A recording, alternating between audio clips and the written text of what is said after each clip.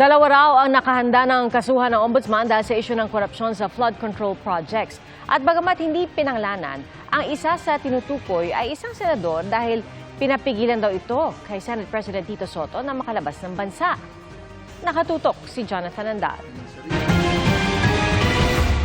Kasunod ni Zaldico at Sara Diskaya, may dalawa pang malaking isda ang malapit ng sampahan ng kaso ng ombudsman dahil sa isyu ng korupsyon sa flood control projects. Sinabi yan ni Ombudsman Jesus Crispin Remulla sa kanyang radio program kanina. Of the big fish, may isa tayong tingin ko hinog na hinog. Pasok na. May isa pa na yung PI na delay ng konti, pero malapit na rin yun.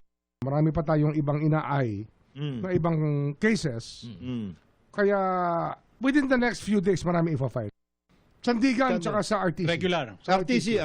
Kasi Kaya nung kahapon, yung kay Diskaya. Walang binigay na pangalan si Remulla pero sinabi niyang sumulat siya kay Senate President Tito Soto para pigilang makalabas ng bansa ang isang senador. Sumulat din ako kay Tito Sen na wag nang bigyan ng travel authority. Ibig sabihin, senador yan. Yung may isang nakaupo. Isang nakaupo. Wag muna. Ano pa ang Actually, clue mo? Ano ang tatlo clue yan mo? eh. Tatlo. Kaya lang, yung isa kasi mahihinog na eh. Wala muna, wag muna. ngayon. Pero yung isang nakaupo, hinog na. Oo, isa. Pero sabi ni Senate President Soto, hindi niya pa natatanggap ang sulat ni Remulla. Hindi anya required kumuha ng travel authority ang isang senador kung personal ang biyahe. Sabi ni Soto, sa polisiya ng Senado, official travel lang daw ang kailangan ng approval ng Senate President. Pero iba ang opinion dyan ni Remulla. When you join government, you surrender your right to travel. And even your personal travel, you need a travel authority. Si dating Senador Bong Revilla na iniimbestigahan din ng ICI, sinabi naman sa isang pahayag na ginagamit daw ang kanyang pangalan para malihis sa katotohanan.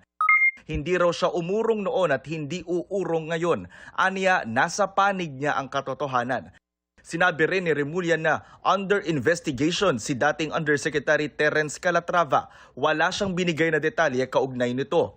Nag-resign si Calatrava bilang Undersecretary ng Office of the Presidential Assistant for the Visayas na idinawit din ng mga Diskaya sa pagkubra ng kickback sa mga flood control project. Kay Terence Calatrava po, nag-usap po kami nito sa kanyang kondo po sa Makati. Tapos ang inuutusan na lang po niya na kumuha po ay si at saka yung kasama pa po si Sinusubukan pa ng GMA Integrated News na makuha ang panig ni Calatrava. Para sa GMA Integrated News, Jonathan Andal, nakatutok, 24 oras.